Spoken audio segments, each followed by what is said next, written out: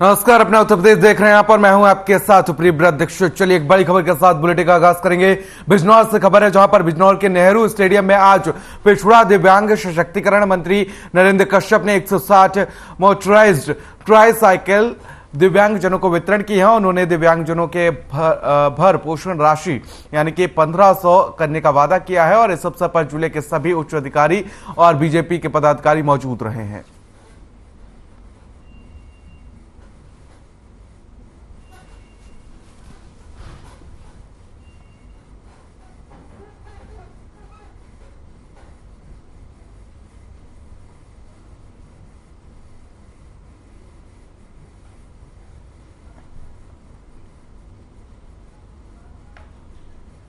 चलिए खबरों में आगे बढ़ेंगे और बिजनौर में नूरपुर नगर पालिका में दर्जनों प्रत्याशी चुनाव मैदान में उतर रहे हैं, जो जनता से बड़े बड़े वादे कर वोट की अपील कर रहे हैं। लेकिन नूरपुर में डॉक्टर एहतशाम अंसारी ने चुनाव जीतने से पहले ही एक बैंकेट हॉल का तोहफा जनता के लिए दे दिया है। इतना ही नहीं, डॉक्टर एहतशाम ने लगातार शहर के गरीब जनता के लिए मेडिकल कैंपों का भी आयोजन किया है और इसी क्रम में डॉक्टर एहतशाम अंसारी ने नगर की जनता के बीच जाकर डोर टू डोर दौरा किया है और इस दौरान जनता ने उनका फूल मालाओं से जोरदार स्वागत भी किया है।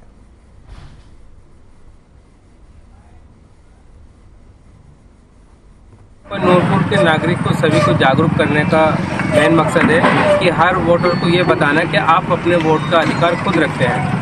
आप खुद समझदार हैं, आप समझ सकते हैं कि नूरपुर में जितने भी कैंडिडेट हैं उन सब में एक पढ़ा लिखा चेहरा डॉक्टर एहतशाम अंसारी आया है, तो आपको समझना चाहिए कि सबको उसी को सपोर्ट करना है। तो मैं डॉक्टर एहतशाम अंसारी यहाँ पर सब लोग को जो है जोड़ने के सिलसिले से चल रहा हूँ और इलेक्शन करीब में आ रहा है और सभी लोगों से सपोर्ट की गुजारिश करता हूँ।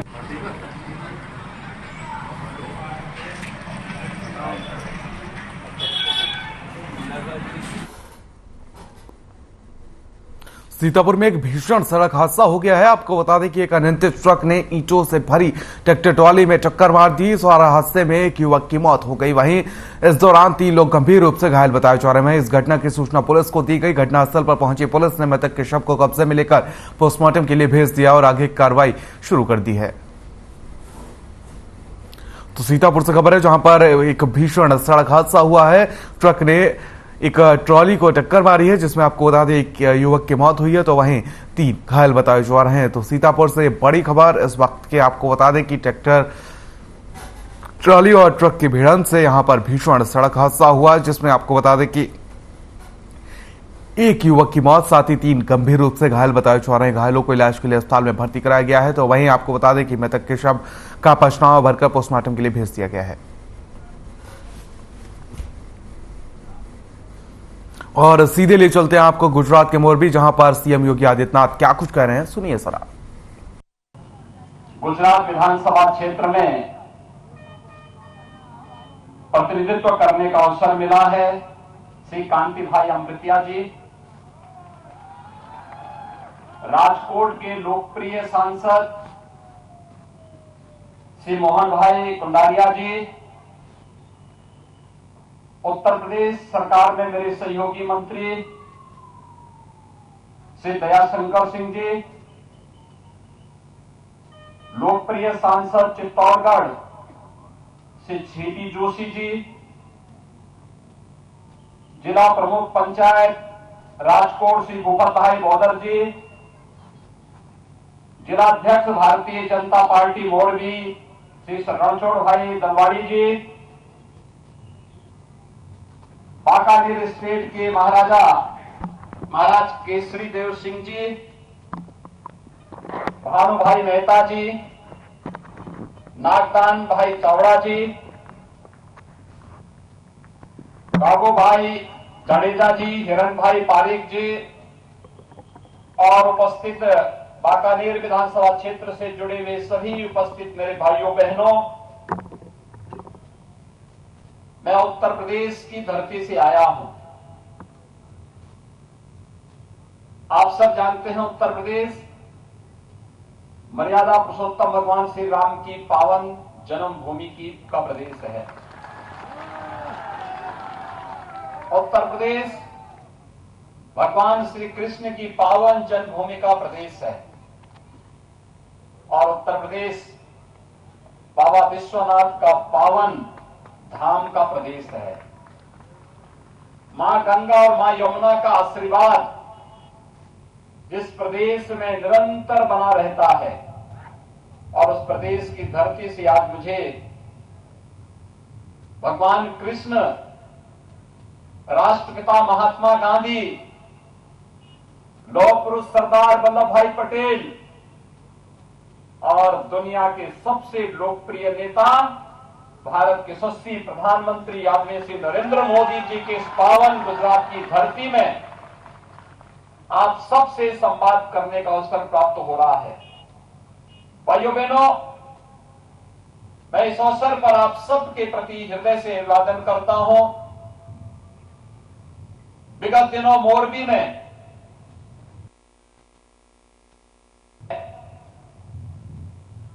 हुई दुर्घटना में जिन लोगों ने अपने परिजनों को, निकट संबंधियों को खोया है, उन सब के प्रति अपनी विनम्र श्रद्धांजलि अर्पित करते हुए, उन सभी काल कलवित हुए दिवंगत जनों के प्रति विनम्र श्रद्धांजलि अर्पित करते हुए ईश्वर से उनकी आत्मा की शांति की कामना भी करता हूं। भाइयों बहनों, पूरा देश इस घटना में मोरबी की जनता के साथ में खड़ा हुआ। आदरणीय प्रधानमंत्री जी ने मार्गदर्शन दिया।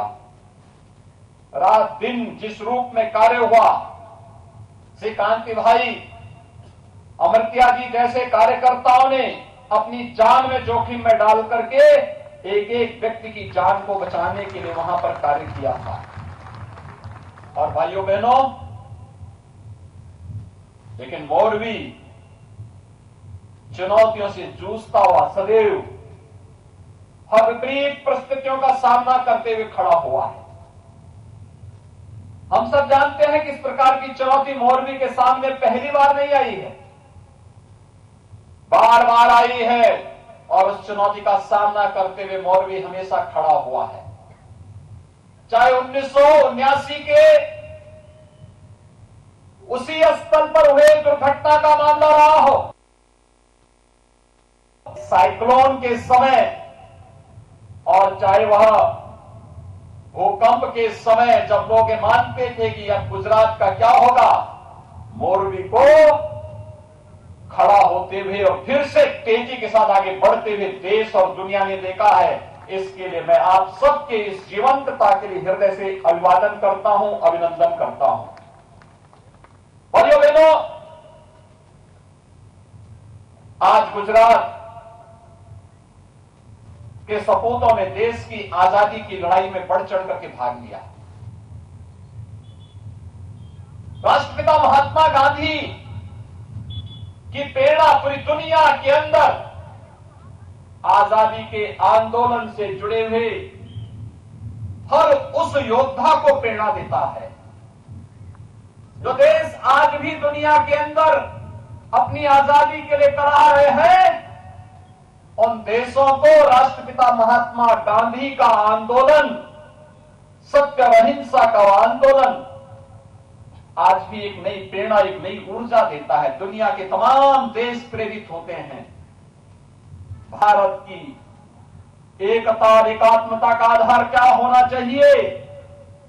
लौह पुरुष सरदार वल्लभ भाई पटेल ने आजादी के बाद ब्रिटिशर की साजिश को दूर करते हुए देश की 563 से अधिक रियासतों को भारतीय गणराज्य का हिस्सा बना करके जूनागढ़ और हैदराबाद के जो नवाब थे, जो भारतीय गणराज्य में शामिल होने से थोड़ा आनाकानी कर रहे थे, सरदार साहब की एक ही बार उनके कहने से उनको भी घुटना टेकना पड़ा था। ये गुजरात की धरती है।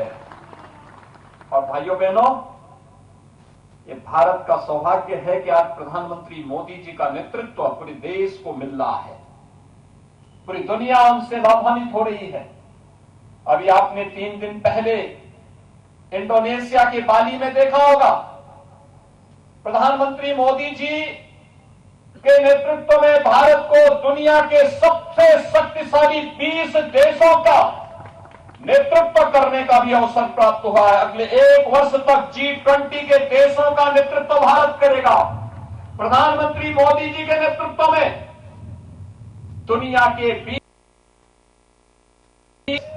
जिनका दुनिया के 80% संसाधनों पर अधिकार है, वे लोग किस प्रकार की रणनीति बनाते हैं दुनिया की सुख समृद्धि और शांति के लिए।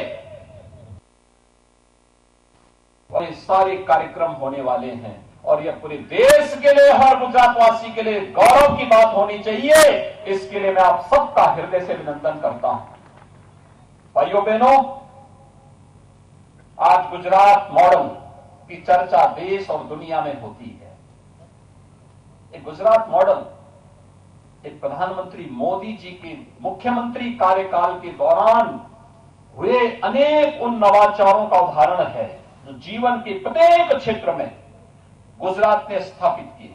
विकास का क्या मॉडल होना चाहिए, सुरक्षा का क्या मॉडल होना चाहिए, शांति और सौहार्द के लिए क्या कुछ होना चाहिए, गरीब कल्याण के लिए क्या होना चाहिए, ईज ऑफ लिविंग के लिए क्या होना चाहिए, ये सभी मॉडल प्रधानमंत्री मोदी जी ने मुख्यमंत्री के अपने 13-14 वर्षों के कार्यकाल के दौरान न केवल गुजरात वासियों को बल्कि पूरे देशवासियों को दिया।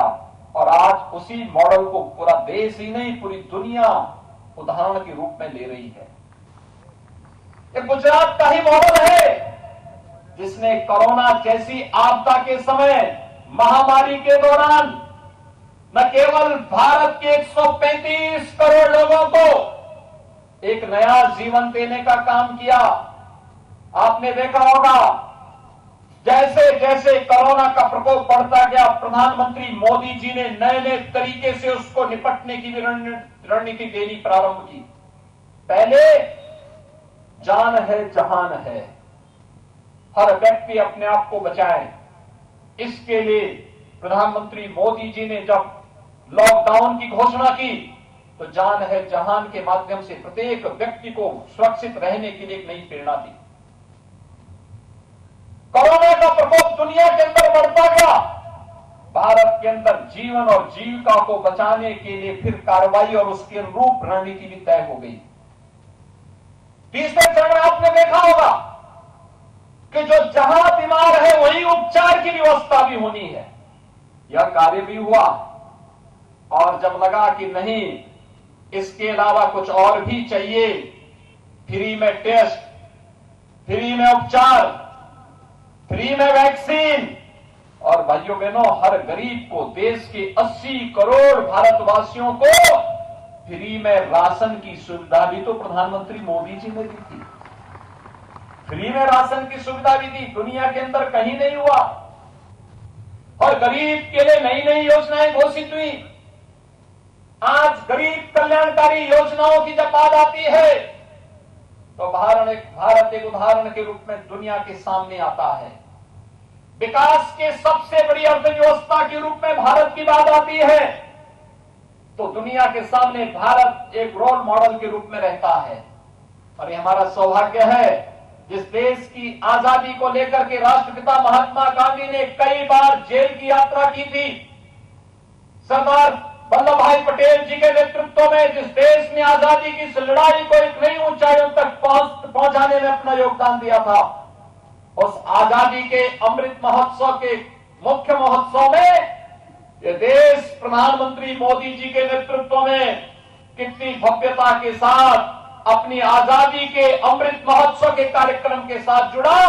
हर घर तिरंगा इसका उदाहरण है। भाइयों बहनों, 1947 में कांग्रेस ने, हो सकता है कि हमारे घरों में भारत के आन मान शान के प्रतीक तिरंगा को फहराने में चूक की होगी, लेकिन आजादी का अमृत महोत्सव कैसे होना चाहिए, ये प्रधानमंत्री मोदी जी ने देश की आजादी के 75 वर्ष पूरे होने के बाद उस कार्यक्रम को आगे बढ़ाया। आज तो मैं आपसे कहने के लिए आया हूं कि भाइयों बहनों, भगवान श्री कृष्ण कभी मथुरा छोड़ करके द्वारिका में आए थे। द्वारिका उनका धाम बना, एक तीर्थ बन गया। आज गुजरात में भगवान सोमनाथ मंदिर के पुनरुद्धार के साथ ही आज उसका भव्य रूप जब देखने को मिलता है, द्वारिका के भव्य स्वरूप को सामने लाने का कार्य होता है, अंबा माता के मंदिर के भव्य रूप को दुनिया के सामने जब प्रस्तुत किया जाता है, ऐसे ही भारत की विरासत के प्रतीक, आस्था के प्रतीक, इन सभी धर्मस्थलों को एक भव्य स्वरूप देखने को मिलता है, तो उससे एक नई प्रेरणा हम सबको भी प्राप्त होती है। और हम सब आभारी हैं आपके। आपने बार बार मोदी जी को यहां मुख्यमंत्री के रूप में चुना। मोदी की इतनी लोकप्रियता हुई और देश के प्रधानमंत्री बने, और प्रधानमंत्री बनने के बाद आज मोदी जी का मार्गदर्शन और उनका नेतृत्व उत्तर प्रदेश को वैसे ही मिल रहा है जैसे गुजरात को मिल रहा है। और भाइयों बहनों, उसका परिणाम भी देखने को मिल रहा है। आपने देखा होगा उत्तर प्रदेश के अंदर 500 वर्षों का इंतजार समाप्त हुआ ना। अयोध्या में भगवान राम का भव्य मंदिर का निर्माण कार्य प्रारंभ हो गया ना। अयोध्या में भगवान राम के भव्य मंदिर का निर्माण कार्य प्रारंभ हुआ। और काशी में काशी विश्वनाथ धाम किस भव्य रूप में देखने को मिल रहा है। आप में से बहुत सारे लोग गए होंगे, जो नहीं गए मैं उनको आमंत्रित करूंगा, काशी में आइए, काशी विश्वनाथ धाम का दर्शन करिए। कितना भव्य स्वरूप हो गया है। कोई 2017 के पहले गया होता, 14 के पहले गया होता, उसे विश्वास ही नहीं होगा। यही तो है, मोदी है तो मुमकिन है, इसी को कहते हैं भाइयों बहनों। यही है जो संकल्प लिया। आज विकास की नई नई ऊंचाइयों को छूता हुआ भारत, आस्था के तीर्थ स्थलों का हो रहा सम्मान और उसका भव्य स्वरूप। आप उत्तराखंड में केदारपुरी और बद्रीनाथ धाम में जाइए, वहां पर भी यही भव्य स्वरूप आपको देखने को मिलेगा। आप उज्जैन में जाइए, महाकाल के महालोक का दर्शन करिए। प्रधानमंत्री मोदी जी ने अभी कुछ दिन पहले उसका लोकार्पण भी किया है। और भाइयों बहनों, मैं पूछना चाहता हूं, क्या कांग्रेस रहती तो अयोध्या में भगवान राम का मंदिर बन गया होता क्या? क्या कांग्रेस के रहते काशी में भगवान विश्वनाथ का धाम इस भव्य स्वरूप को प्राप्त कर पाता क्या? कांग्रेस के रहते, अच्छा बताओ, प्रधानमंत्री मोदी जी और गृह मंत्री अमित शाह जी ने कश्मीर की धारा 370 को सदैव के लिए समाप्त कर दिया, आतंकवाद की जड़ को सदैव के लिए मिटा दिया।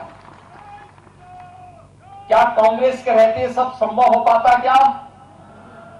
जब भाइयों बहनों, कांग्रेस न आपकी सुख दुख में सहभागी बन सकती है, कांग्रेस न आपकी आस्था का सम्मान कर सकती है, कांग्रेस न देश की सुरक्षा कर सकती है, कांग्रेस न वैश्विक मंच पर भारत को प्रतिष्ठा दिला सकती है, कांग्रेस भारत को दुनिया की सबसे बड़ी अर्थव्यवस्था के रूप में भी स्थापित नहीं कर सकती है।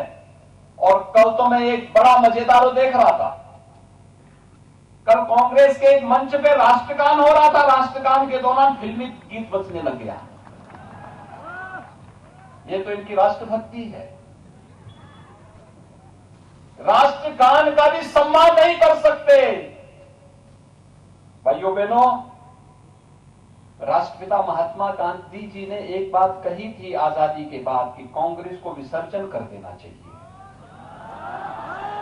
और राष्ट्रपिता की उस संकल्प को पूरा करने का समय लगता है, समय आ गया और आ गया है समय। और इसीलिए गुजरात में कोई संदेह नहीं, आज डबल इंजन की सरकार जिस तेजी के साथ कार्य कर रही है, प्रधानमंत्री मोदी जी का नेतृत्व है, उनका मार्गदर्शन है, भूपेंद्र भाई पटेल जिस मजबूती के साथ यहां कार्य कर रहे हैं, इसको देखते हुए मोरबी की हर सीट भारतीय जनता पार्टी के चुनाव चिन्ह कमल के फूल की तरफ जाना चाहिए। और भाइयों बहनों, यही संकल्प लेने के लिए आज मैं आपके पास आया हूं, आपसे कहने के लिए आया हूं। और मैं आप सबसे इस बारे में कहूंगा कि आप सभी इस बात से सहमत हैं कि देश का विकास और देश की सुरक्षा के लिए भाजपा आवश्यक है। आप मानते हैं देश की सुरक्षा, देश की आस्था का सम्मान ये केवल भारतीय जनता पार्टी और प्रधानमंत्री मोदी जी के द्वारा ही संभव है। आप मानते हैं ना? सभी लोग मानते हैं।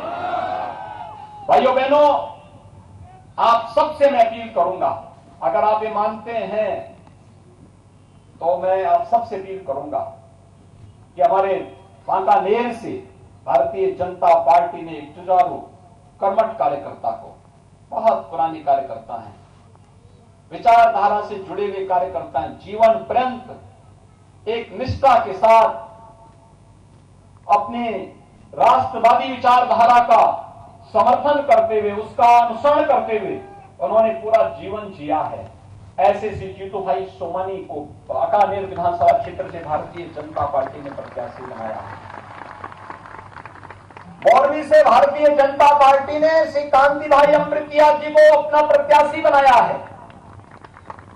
भाइयों बहनों, चुनाव के दौरान प्रत्याशी के लिए बहुत कठिन होता है कि हर घर जा सके। एक एक कार्यकर्ता को प्रत्याशी स्वयं बनना होता है।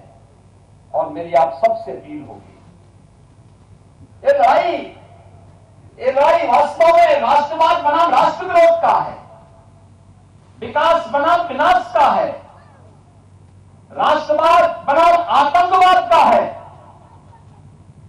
देश के सम्मान बनाम देश का विरोध करने वालों के बीच में हो जाता है। और गुजरात से ज्यादा इसको कौन समझ सकता है। और इसलिए मेरी आप सबसे अपील होगी कि भारतीय जनता पार्टी के इन सभी प्रत्याशियों को कमल चुनाव चिन्ह पर भारी बहुमत से विजयी बनाने की अपील आप सबसे करने के लिए मैं आया हूं। आप सभी सहमत हैं? सभी लोग सहमत हैं? दोनों हाथ उठा करके मेरे साथ आप सभी बोलेंगे, दोनों हाथ उठा करके, जय जय जय गरवी गुजरात, जय जय जय गरवी गुजरात, हर हर महादेव, जय श्री कृष्णा, जय श्री राम, जय जय श्री राम।